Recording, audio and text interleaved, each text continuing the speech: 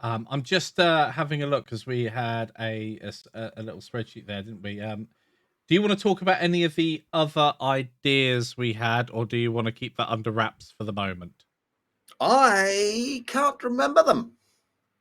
We were talking about yeah, coaching. Oh crap, that's the Oh, mic. I d- maybe. Okay, yeah, so Teachable allows us to do something called coaching. I don't know that we do that because that's a sort of one-on-one tuition, and that's really hard to organize around recording content. And it tends to be quite expensive. Uh, but we were maybe thinking, and this is okay, not a promise. This is a view backstage, I mean, behind the scenes, I guess, because backstage is a theatrical term of how our company is thinking, right? This is just so you guys can feel involved. This is not a promise. Um, what he Maybe said. doing an online summer camp, right? Where we run a week-long course on like a game design thing or something like that. We have set times where there's a video. We sell a certain amount of tickets. We might need a minimum, I don't know. And we say, you pay X and it will be bigger than most of our courses. Like, this isn't going to be a cheap thing. And we will do a live, like 2 or 3 hour video, how long it is, with you, talking with you, working through some projects, giving you stuff to Hmm, work on between videos. And then by the end of the week, you'll have a project you've done. So it's a yeah, really sort of intensive thing. It's like a summer camp. I believe webinar is the correct term that people might be familiar with. That sort of style. Digital classroom. There you go. Digital seminar. Yeah, It's a workshop, is yeah, what it is, right?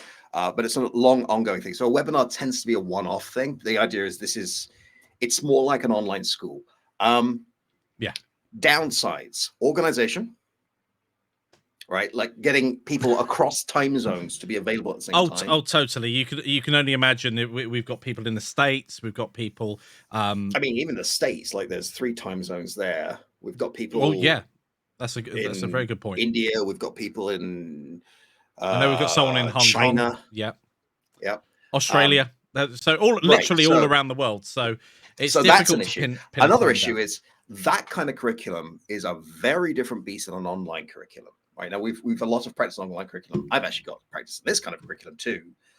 But a classroom curriculum means we're going to have to sit down and sort of organize that from scratch and make it quite robust. Because if it's a live thing, then it needs to be able to adapt to what actually happens in the classroom. Otherwise, you may as well just watch a lecture.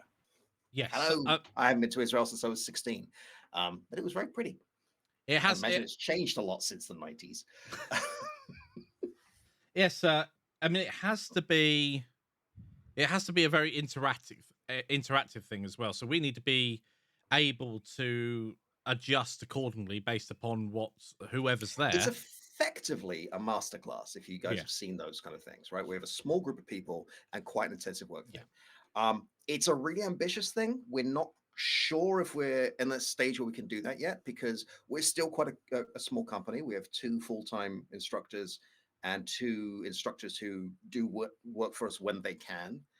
So there's a lot of content that needs to be generated, and sort of taking 3 to 4 weeks off to organize this, never mind run it, Mm. is not a small commitment, but it's something we're talking about. So maybe happen next year instead, or further down the line. But it's a thing we're aware of. We don't just want to be doing pre-recorded lectures because while they can be great, it's not the only way people want to learn. Definitely. We also talked a little bit about written tutorials. Personally, I prefer video to written tutorials, but some people prefer written tutorials. Fine. So maybe we'll look into that as well. Well, written tutorials have the benefit of you know with a video tutorial you can always pause it and rewind it slightly. It's a lot easier to just do that when you're reading something because you just stop and reread. So it, It it is. it can be easier, and certain people do learn better from different mediums. But I use a lot of textbooks and references because they're easier to refer to and search for.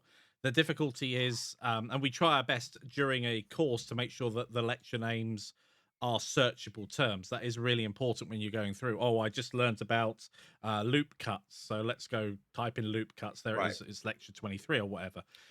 That's something that's a bit more difficult to do when it's in a much longer video that covers many topics. So there's a lot going on there. I should point out that the educator in me is like, when we say that some people will learn better from different mediums, I want to be very careful and not give credence to the learning styles theory. Oh, no, no, no, Um, no. just so you guys know, from a As in like personal professional educator point of preference. view, learning styles as a some people are kinesthetic learners, some people are visual learners, has no peer-reviewed evidence backing it up. Like professional teachers do not back that. Like it's not a credible theory. It's a pop science thing that sort of snuck in, and a lot of schools are sort of forced to teach around it. But that's not a thing. But that said, it's one of the things we're looking at. Like we want to make this more accessible. Some people struggle with my accent, right? So it'd be nice to be able to put material down in a way that they can still read it, or they have hearing difficulties, or I'm going too fast, or they just want a reference text or something. What I don't think we should be doing is writing a textbook that's just the lectures as a textbook, because it's a different format, it won't work. But maybe there's some stuff we could do that way. One of the big issues with written formats as well is making sure they're either kept up to date or they're written in such a way that they are evergreen and worth us doing. I mean, just take, for example, if I had done written content for Blender 2.93 Mm. for geometry nodes, and Yep. then version 3 comes out and completely blows all of that out of the water. Now, some of it will still be valid, but are you going to buy a book or look at a PDF where half the information is wrong, and because you don't know it's wrong, you just sit there scratching your head for ages? Yeah, It can be very challenging keeping written stuff up to date. it absolutely can. Um, so that's some of the stuff we're talking about. It's very much the planning stage. We're also thinking about different people we can approach for different kinds of tutorials, because we want to sort of expand the um, instructor pool, I guess is how you'd say it, in different fields. We haven't approached these people yet. I mean, we have spoken to one person who wants to work with us, but he's got a bunch of stuff happening in his real life right now. Uh-huh. So I'm not going to drop any names, but we want to sort of expand into maybe different engines, maybe really niche things within an engine, maybe something to do with art as opposed to coding. You know, like we keep being asked to do a pixel art course. It'd be great to speak to somebody who has some visual art experience. So we're aware of that. We want to Yeah. expand out, but it's again, we're at the stage in our company where we need to be producing a lot of stuff, and sort of running around and managing these things and making contracts is an investment. It It's does one we take want to time. make, Yeah. but it's not a sort of, hey, come over and do the stuff. Don't worry about copyright or contracts. We don't have to have that conversation. Oh no, You really do. you really do. Um, but yeah, that's all stuff we're talking about.